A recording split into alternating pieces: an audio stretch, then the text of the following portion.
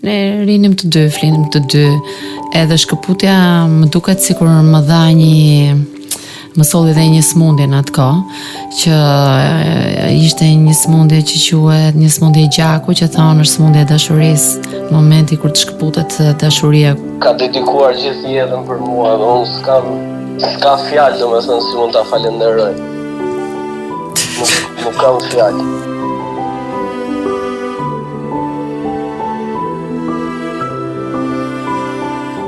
Falenderoj Zotin për këto, sepse jeta t'jep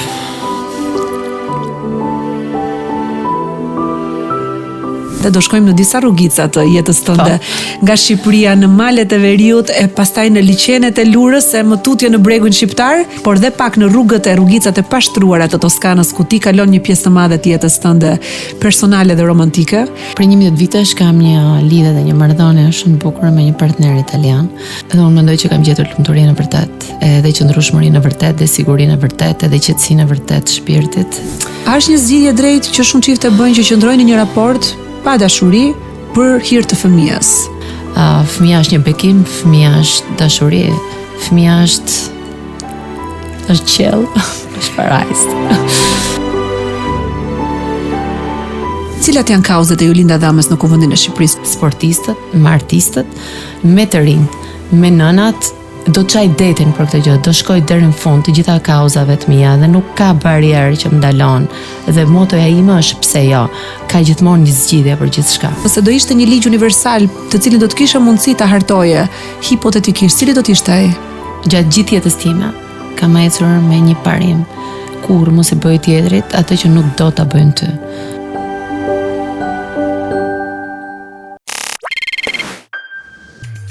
Ne takohemi mbas shumë vitesh bashkë dhe takimi i fundit ka qenë në linjën Firenze-Tiranë, kur u takuam në avion në aeroportin e Firencës dhe më thej që kam lënë djalin Alketa me studime, ishte 14 vjeç djali yt, dhe unë thash po si shumë shpejt. Në fakt një të gjë e bëra unë 4 vite më parë me vajzën 14 vjeç. Sfidë e madhe shumë, apo jo, ti besosh fëmijëve lirin në një moshë kaq të re? Po kemi qenë me fat ne si nëna, na ka ecur mbar, fëmijë të mbar. Atë vit vuajta shumë në fakt. Edhe mendoj që edhe djali ka vuajtur, pavarësisht se ai nuk e tregonte.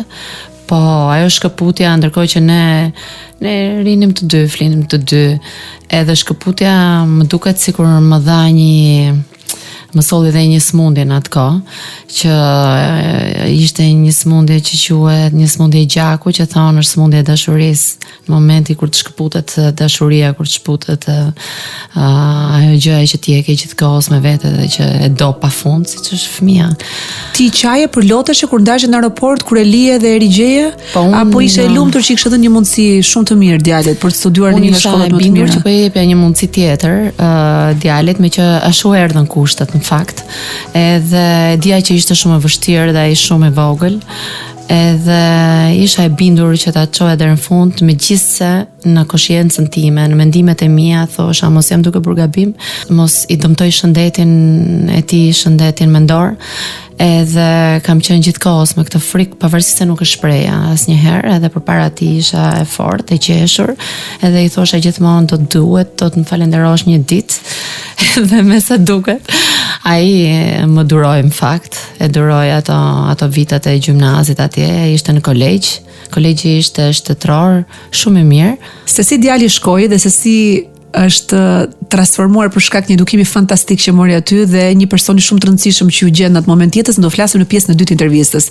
Unë do flas sot për Jolinda Adhamën që nuk e njohin. Jolinda Adhamë, të dashur miq, kandidon si kandidate për Partinë Socialiste në qarkun e Tiranës në listat e hapura. Kryetari i Partisë Socialiste të ka vendosur në sfidë dhe ti si njëri betejash dhe sfidash e pranove dhe je gati të konkurosh për një mandat si deputete në Kuvendin e Shqipërisë. Unë personalisht të kam njohur ty si Jolindën që organizonte garat e Rally Albania dhe shumë prej nesh në kryeqytet në Tiranë të njohim si Jolindën e makinave që shkonin në zonat më rurale, më të vështira, me terrenet më të pa urbanizuara, edhe na zbulonte një copës tjetër Shqipëria.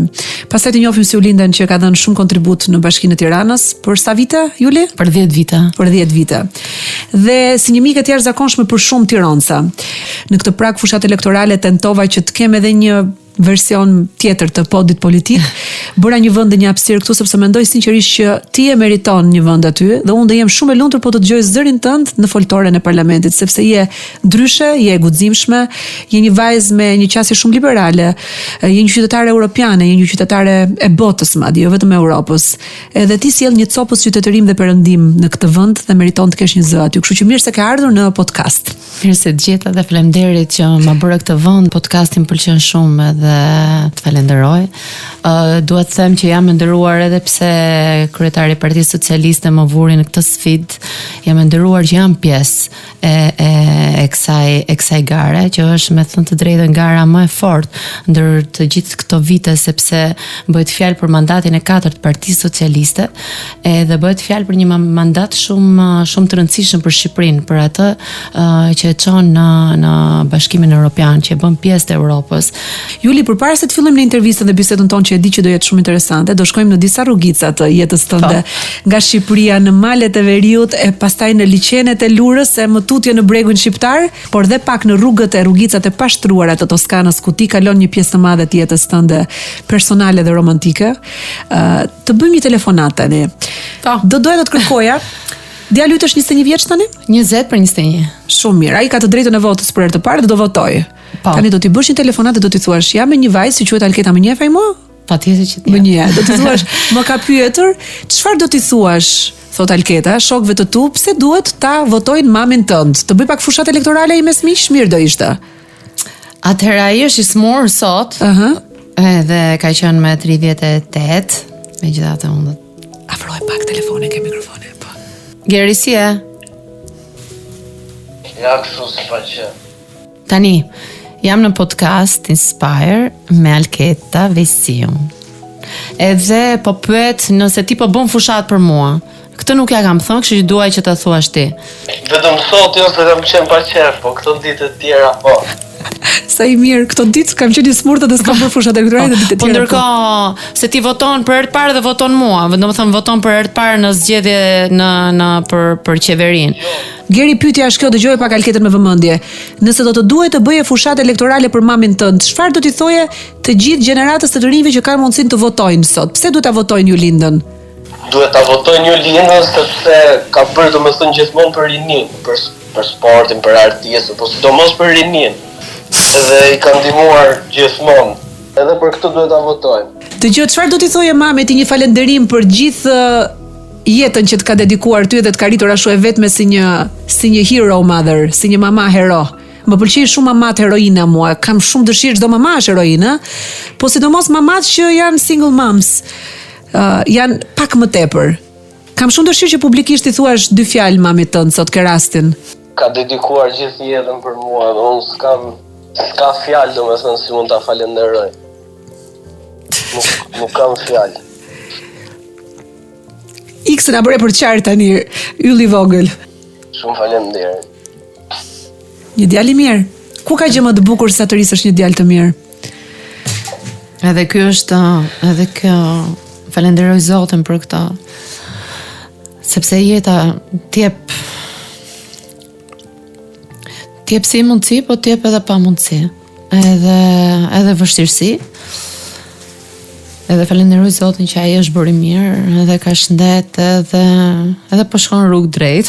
Tash më është bërë shoku im dhe në këtë fushatë është duke më ndihmuar shumë, sidomos me votuesit për herë të parë, me shokët e tij, me prindrit e shokëve.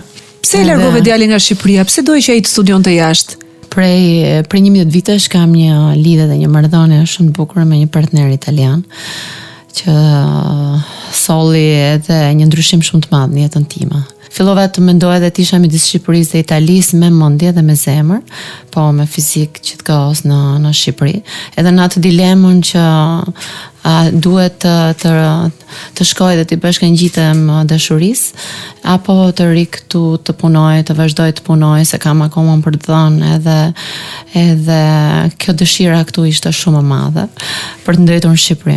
Edhe kjo ishte arsyeja që çova djalin sepse doja që të çoja djalin të parën edhe pastaj avash të bashkangjitesha edhe unë. Dhe ai si një njeri i jashtëzakonshëm në një moment shumë delikat që është fillimi i adoleshencës, është përkujdesur me dashurinë dhe përkushtimin më të madh, duke ndjekur sidomos në pjesën e edukimit, të studimit.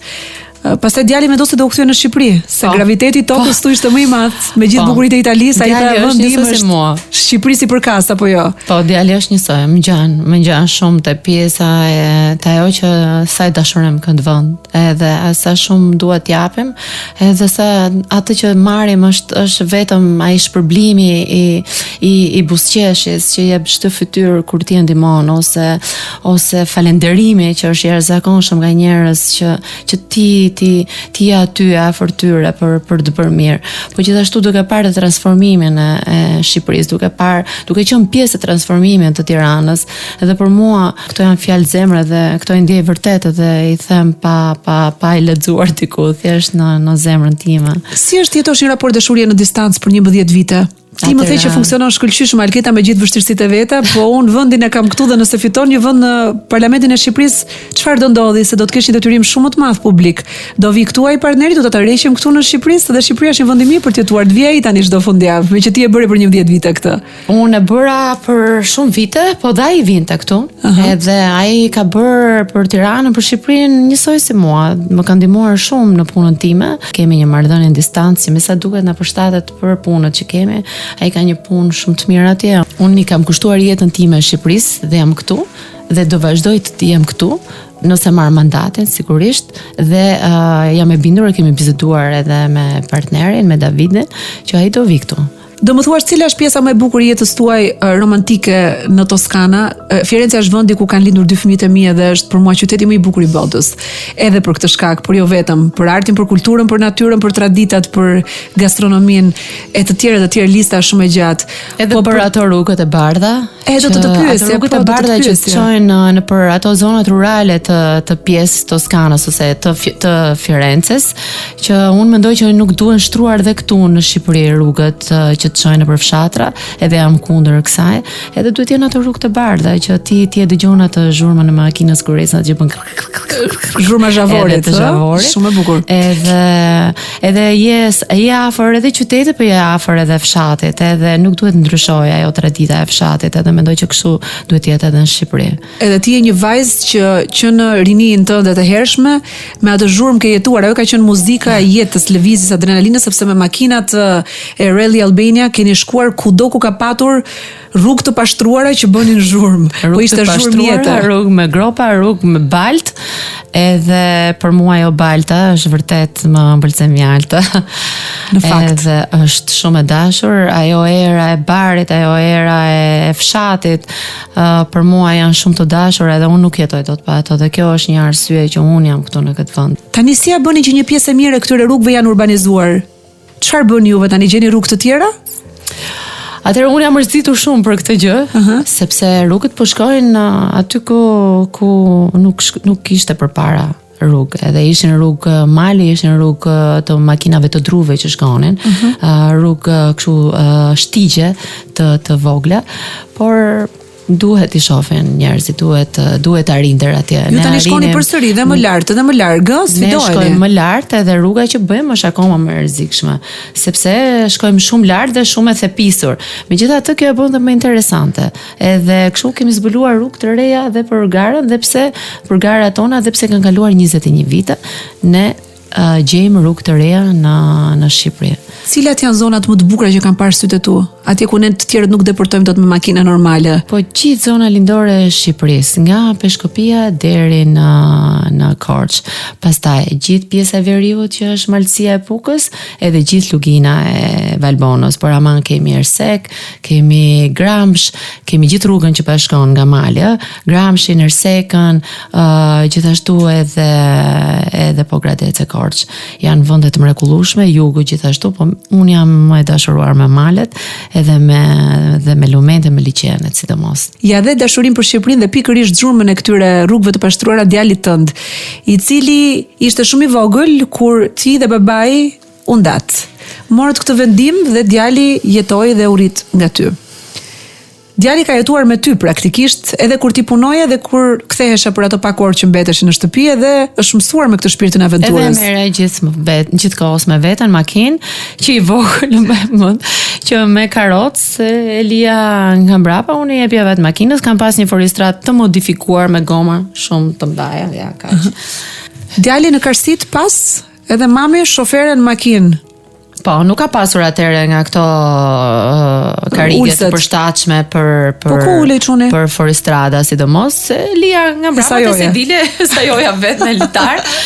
Edhe ja, kështu ishim të dy gjithmonë. E pra aromat e Shqipërisë e thritën djalin, edhe ai erdhi këtu ta vazhdoi universitetin. Ka parë Shqipërinë që i vogël, ne dilnim bashk në çdo udhtim që kisha unë, edhe për shkak të garave që normalisht përpara se të bëjmë garën duhet ta studiojmë rrugën, kështu që ai ishte me mua gjithkohës, edhe kam kujtime shumë të bukura dhe ai gjithashtu.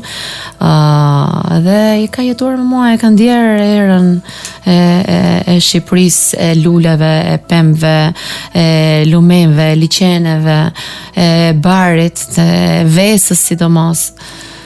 E disa prindër e sa fëmijë nuk e njohin vendin e tyre? Ne njohim qytetet e mëdha, kryeqendrat e tyre apo pika turistike, po Shqipërinë në thellësinë e saj, në surprizat e jashtëzakonshme spektakolare që ofron, jo të gjithë i njohim.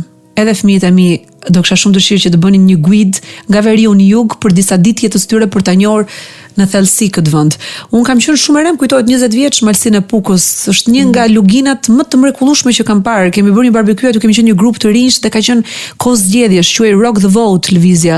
Edhe unë isha ajo që drejtoja koncertet dhe i thoya njerëzve duhet votoni, sepse vota është e rëndësishme, është demokratike, është më mirë sa të rish në shtëpi dhe mos votosh askënd. Në fakt, pse duhet njerëzit të votojnë? Si mendon ti? Po njerëzit duhet votojnë në radh parë për fatin e tyre. Ne asnjë nuk duhet shkojnë për votim se u thuhet. Jo, duhet ta ndjejnë. Dhe vota është përgjegjësi për veten. Ti nëse nuk kërkon dot llogari, nëse ti nuk ke qenë pjesë e votimeve, dhe kjo është shumë e rëndësishme. Dhe sot janë gjitha mundësitë, ka të rinj pafund në listat në listat e zgjedhjeve, që ti mundesh të gjesh veten aty, të gjesh personin, modelin tënd.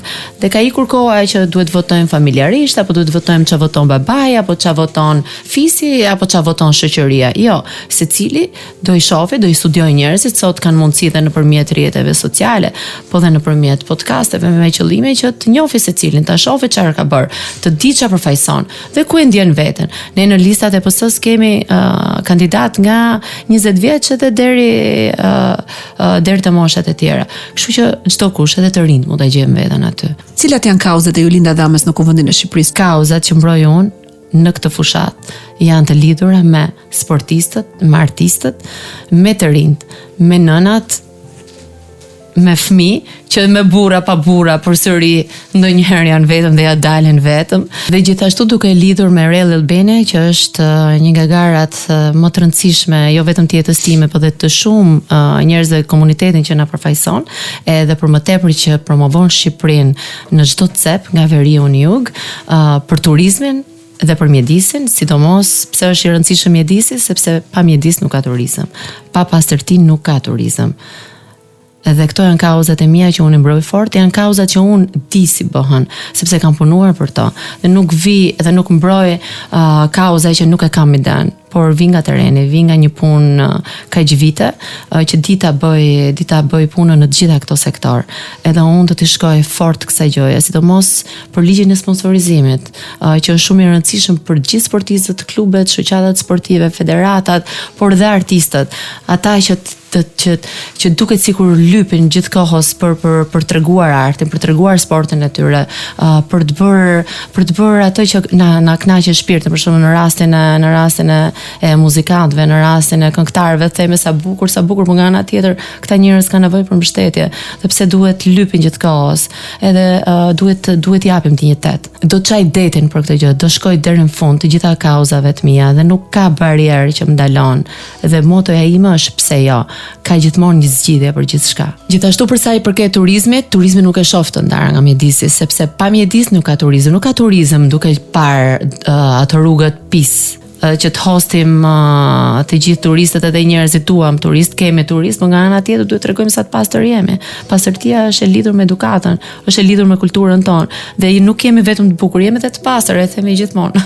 Alketa, dua të them konkretisht, sepse unë u thoj gjithkohës, edhe ne nuk na janë darë gjatë gjithë udhëtimeve garave tona ato qeset blu. Nuk e dia i mban mend, tani janë zëvendësuar me qeset bardha, po prap janë njësoj. Dhe unë nuk kam turp të mbledh njerëz të shkojë ti pastroj vetë dhe e kam bërë këtë dhe vazhdoj e bëj. Dhe unë do jem ai njeriu që do t'i marr njerëzit bashkë me mua, të gjithë, dhe do të ndërgjegjësoj edhe njerëz tjerë. Domethënë këtu bëj një autokritik për veten, për bashkinë, për qeverinë, që mjedisi është numri 1. Ne duhet të investojmë të gjithë për këtë. Është kulturë, është unë ja them fëmijës tim, ja them komshinëve, ja them gjithë njerëzve, ja them në stafit, ja them kujtdo. Dhe unë do jem një nga ato njerëz që do bëj protest për këtë gjë. Ditën që do zgjidhem deputete dhe do marr një angazhim dhe nuk do e bëj qeveria, do jem unë që do marr gjithë njerëzit, do dal kundër qeverisë time dhe parlamentit, vetëm që ta çojë deri në fund këtë premtim që jam duke bërë këtu dhe që nuk është premtim elektoral. Do të vi dhe unë të të bashkojmë se unë kam shumë problem ndonjëherë me skafet e vogla në jugun e Shqipërisë. Unë për shembull po pash një shishe plastike të hedhur në det, një shishe bire që noton aty, në atë ujë të mrekullueshëm që kemi, e mbledh gjithmonë. Shiko, duhet miliona vite që një qese apo një metal apo po sidomos qesit, sidomos plastika është shumë e domshme. Nga toka, nuk e tret dheu, nuk e tret toka. Dhe toka na kthen gjithmonë atë që ne japim, kjo është e keqja. Karma fix. Prandaj ato ushqimet që marrim nuk metabolizohen më dhe prandaj po vuajmë gjithë këto smundje në këtë epokë të kontaminuar. Problemi është nuk mjafton vetëm ndërgjegjësimi qytetar dhe puna vullnetare. Problemi është që qeveria nga ana tjetër duhet të bëj punën e saj që atë që ndoshta hidhet në tokë dhe njerëzit se kanë në kulturë ta bëjnë, të kujdeset, bashkia ta pastroj. Mos e ngarkojmë vetëm privatit. Edhe po flasim për një gjë që është e bëshme. Nuk po flasim për një gjë që nuk është e bëshme. Nuk po flasim për një model që po sjellim një model ndryshe në Shqipëri, sepse e ka bërë gjithë bota. Jo, në plazhet e Bashkimit Evropian pastrohet plazhi një ditë përpara nga leshterikët që sill deti. Jo nga papastërtitë që nuk diskutohet. Ka pajisje të veçanta që pastrohet rëra nga gjithë papastërtitë. Njerëzit e mbajnë pastër dhe nga ana tjetër as njerëzit nuk hedhin asgjë. Po njerëzit edukohen nga një forcë që është pak më autoritare mbi ta dhe që instalon politika. Duhet punojmë të gjithë bashkë, sepse kemi thënë edhe në Tiranë, unë kam punuar për këtë gjë dhe kemi thënë nuk ka kosha, nuk pastrohet, po ndërkohë janë koshat, pastrohen.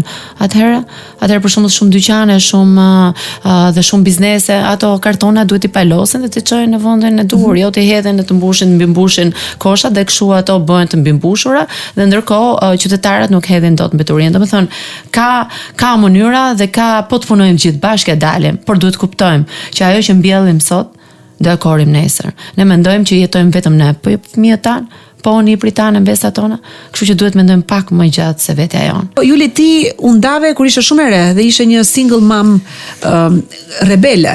Ti e larguar nga shtëpia e prindërve të tu në çfarë moshe? 18 vjeç. 18 vjeç. Se kisha dëgjuar atëherë që 18 vjeç duhet të ikin fëmijët nga prindërit dhe duhet të jetojnë më vete.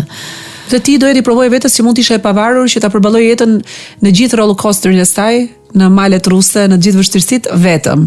Po. Dhe fati sta kurseu të dha dhe një tjetër sfidë, sepse ti kuptove që me babain e djalit në një moment rrugët duhet të shkëputeshin dhe të ndaheshin. Si ka qenë ai moment për ty, e mban mend?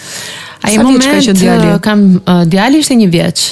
Edhe ne shumë të rinj, sigurisht, njeriu nuk i mendon shumë, bëhet egoist. Edhe në atë moshë ti edhe një zënka ose 2 zënka ose 3 zënka i mendon si një gjë që hajtë se do kalojnë. Po ndërkohë ti ke një krijesë afër teje që nuk ka asnjë faj. E gjykon veten, e gjykon si një vendim egoist? Po të kthehemi pas në makinën e memorjes?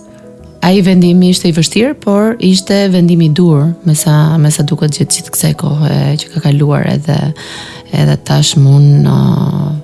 Jeta të provoj që këto 11 vite ishin ajo që meritoje? Lumturia vërtet? Edhe unë mendoj që kam gjetur lumturinë e vërtet, edhe qëndrueshmërinë e vërtet, dhe sigurinë e vërtet, edhe qetësinë e vërtet shpirtit, edhe mendoj që njeriu ca hapa duhet i marrë në jetë pak më i pjekur.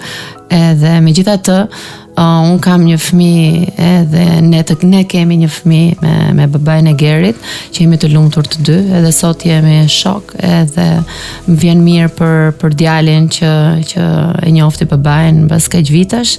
Mbas sa vitesh? Mbas 14 vitesh. Alketa, duhet dish që kjo histori është shumë e dhimbshme, unë mund ta tregoj me 2 fjali, po ndërkohë kanë kaluar kaq vite dhe akoma e kujtoj me emocion. Djali më kërkonte patjetër me të drejtë të takonte babain mbas kaq vitesh, ishte adoleshent, edhe pse i kanë dalë shumë probleme gjatë gjithë kohës në shkollë, që i thoshin ku është babi, pse zjen asnjëherë taki me prindër, edhe letrën e parë që shkroi, që mësoi të shkroi te babait, edhe unë nuk arrita do t'ja çoja sepse nuk kisha kontakt me këtë. Kështu që mora angazhimin që t'ja plotsoja djalit të dëshirë patjetër atë që të drejtën e tij. Në fakt, edhe vendosa që t'i dalë të guximshëm edhe kësaj sfide. Mora djalin i gjeta babain, mora djalin, shkuam në Kanada në një të ftohtë -30 gradë, edhe u shfaqja te dera e tij bashkë me djalin, edhe ishte një surprizë, ishte pak e ftohtësia që ishte atë ditë. Megjithatë shkoi gjithçka shumë mirë, edhe ata sot kanë një raport shumë të mirë dhe më bëhet qefi, por dua të them e dashur që asnjëherë nuk kam thënë një fjalë të keqe për babain e Gerit te Geri gjatë gjithë këtyre viteve. Madje shumë shpesh blija dhurata, edhe i thosha që e ke nga babi, që ai mos ndjej vetëm, po kështu e ka punën, kështu ka arsye, do vi shumë shpejt dhe kështu e ka kaluar gjithë të kohë. A është një zgjidhje drejtë që shumë çifte bëjnë që qëndrojnë në një raport pa dashuri për hir të fëmijës? Për hir të fëmijës është gjithmonë një vendim i vështirë në çdo kulturë, jo vetëm në kulturën shqiptare. Fëmijët janë përgjegjësia më e madhe, sepse në fund ditës familja dhe dashuria janë dhe përgjegjësia, nuk janë vetëm dashuri dhe pasion. Kështu njeriu është gjithmonë në dilemën nëse do ta gjykonte veten si egoist, siç thua ti, apo do t'i duhej që të ishte i sakrifikuar për fëmijën. Si mendon? Fëmijët nuk janë asnjëherë gabim. Megjithse prindrit mund të gabojnë në marrëdhënie me njëri tjetrin që në nisje. Fëmia është një bekim, fëmia është dashuri, fëmia është qiell, është parajsë.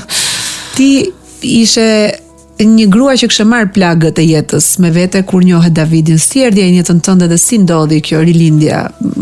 Kur vjen ai njeriu dur, është vërtet një varg që shpëton njeriu në një moment kur i duket sikur po mbytet, sikur gjërat nuk po ecin ashtu siç duhet. Kishe frikë krati dhe pasiguri kur dështon një raport, le ta quajmë thonjza, ose më mirë, kur një raport nuk funksionon.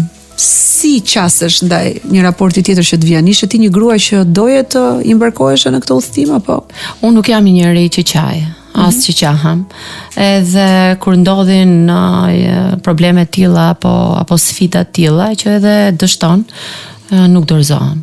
Edhe kur Davidi erdhi në jetën time komplet rastësisht, unë fillova të ndihesha si Liza në botën e çuditërave.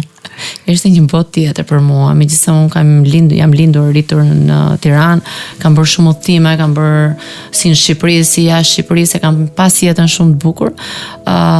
Edhe pse me djalin vetëm sigurisht kam qenë shumë e lumtur, edhe pse kam pas vështirësi të arrisja, asnjëherë nuk kam qarë edhe i kam marrë jetës atë mushtin e mirë, themi atë. S'ka vend më të mirë në fakt për të shijuar një godver me njeriu që do se sa vreshtat edhe gjithë. Edhe s'ka vend më të mirë dhe më të bukur se zonat e Toskanës për të shijuar një godver, sidomos me partnerin. Ashtu aq të mirë sa e kam unë. E ka dashur shumë dhe djalin tënd, edhe kur ma ke rrëfyer këtë histori kur jemi takuar atëherë sa vite më parë në avion, edhe më the Alketa, fatim ka trokitur ndermë në fund dhe e kam lënë djalin duart besuar. Ai nuk tenton asnjëherë të bëj babain për djalin tim, po në fakt po e ka bërë babain, atë babai që i ka munguar, edhe ti në një kuptim ja besove Davidit rritjen e djalit, edhe shumë emocionuese kur shikon se si një burr që dashuron një grua, dashuron me çdo peshë që ajo ka mbi supë, me çdo plag që ajo ka në zemër. Në bisedën që ne kemi bërë bashkë, ti më the që ai më bëri të dua veten time, ta shoh veten si një vajzë të bukur. Ti për shkak të jetës ishe detyruar që ti ishe një vajzë edhe djalë edhe vajzë. Po, më shumë luftoje. Po, më shumë burr se sa grua, sepse duhet të bëja dhe të mirën dhe të keqen dhe të fortën dhe të dobtën me djalin, edhe detyrohesha të bëja dhe babain shumë shpesh edhe me Davidin. gjeta një njeri më në fund që të ndihesha fermër sepse isha lodhur. Edhe ai më ndihmoi shumë për djalin, për edukimin e tij. Edhe Davidi u kthye në babain e Gerit. Edhe sot, edhe pse Geri është e njeh babain edhe ka marrëdhënie shumë të mirë, Davidi është i veçantë edhe do ta thot vetë në një ditë. Edhe me sa shoh babai është ai që trit. Edhe i ka dhënë modelin e babait shumë të mirë, po gjithashtu Davidi ka një djalë dhe një vajzë që ata janë gjendur afër si vllai dhe si motra, edhe jemi të gjithë një familje dhe kjo ka ardhur aq shumë natyrshëm edhe pa paragjykime, edhe nga ata vet, edhe e gjitha kjo erdhi avash avash, jo kështu me imponim edhe për fëmijët, se bëhet fjalë edhe për fëmijët e Davidit, që më pranuan mua dhe ai ishte i ndar, më pranuan mua me një fëmijë dhe bashkimi ka qenë shumë i lehtë, shumë smooth që themi, edhe ka shkuar gjithçka shumë mirë, edhe sot jemi vërtet bashkë. Do kthehemi përsëri tek politika. Si erdhi kandidimi yt në këto zgjedhje parlamentare? Kandidimi im erdhi i kërkuar këtë herë. Partia Socialiste për të vitin e dytë nxori një platformë deputeti që duam, ku aty mund të aplikojnë të gjithë. Pyeta nëse aplikojmë edhe ne që kemi vite që aderojmë në parti, por jo në vijon e parë. Dhe kështu bëra u futa në këtë proces. Ai ishte vërtet një proces, nuk ishte vetëm që të çoje një CV, po bëra një program, bëra një video prezantuese ku prezantova veten, edhe video mori likes edhe shares edhe views, gati 200 caminja, 270.000. Ti vetëm vrapoje të edhe unë vetëm vrapoja. Pse ka shumë vrap? Personifikimi i jetës time, kam vrapuar të rjetën edhe do vazhdoj të vrapoj të rjetën. Vrapova për vete, vrapova për Shqipërinë, do vazhdoj të vrapoj për Shqipërinë. Edhe unë jam në fakt në një stad që kam shumë gjëra për të dhënë akoma për njerëzit, dhe sidomos për trinjtë, dhe sidomos për ato për sportistët, sidomos për artistët, edhe për mamat, sidomos. Unë të falenderoj shumë për këtë bisedë frymëzuese. Të uroj të kesh vërtet një karrierë të merituar në Kuvendin e Shqipërisë sot, dhe mendoj që je një nga kandidaturat më të mira të Partisë Socialiste. Po, unë bëj fushat për Julinda Dhamën, se më pëlqen shumë ti. Edhe më pëlqen diversiteti në parlament, më pëlqen që ti je dëzëria sa 20 vjeçares, po dhe një vajzë me cilësitë e tua dhe me sfidat e tua. Se sidomos një vajzë që e njeh në të gjitha relievet të jetën, por edhe këtë vend, Shqipërinë. Kështu që të uroj që si çdo bast që e ke fituar në këtë jetë me sukses, bashkë me lumturinë tënde personale, ta kesh edhe këtë ëndër të realizuar dhe të kompletuar. Pyetja e fundit për të përmbyllur këtë podcast është nëse do ishte një ligj universal të cilin do të kishe mundësi ta hartoje, hipotetikisht, cili do të ishte ai? Atëherë unë jam gjithmonë gjatë gjithë jetës time kam ecur me një parim: kur mos e bëj tjetrit atë që nuk do ta bëjnë ty. Edhe kjo më ka bërë shumë të mirë, sepse e kam menduar 2 herë hakmarrjen, e ka menduar 2 herë gënjeshtën, e ka menduar 2 herë të keqen që mund t'i shkaktoj tjetrit. Dhe duke numëruar deri në 10, sidomos, dhe duke bërë hapa mbrapa, dhe duke menduar pasojat që ka ai tjetri, kam justifikuar dhe ato të këqija që më kanë bërë mua. Fjala jote në vesh Perëndis ton. Shumë faleminderit që ishe këtu sot. Suksese Juli.